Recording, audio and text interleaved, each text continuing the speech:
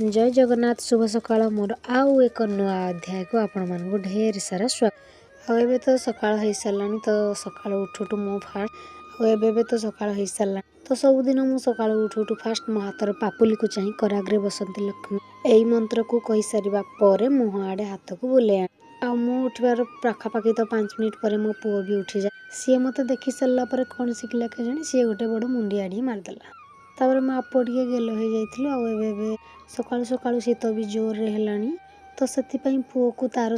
jacket आ टोपी मध्ये पिंदी देथि पाख गुडी मोबाइल नै जाइथिले सेति पई से टिके हसीना डेरा हे जाउजी तापर पुओ को रेडी कर दे सरवा पर सी बाहरी गला ता आइको सहित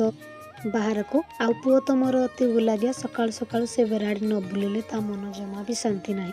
तो माँ ताको नहीं गला एपटे मु मोर कार्य आरंभ कर दी बासन को माजी आनी रखी देथिली तापर मु घर मध्ये झाड़ू कर देथिली गाधई सल्ला परे जाइथिली फूल आनबा पई आ फूल आनी सल्ला परे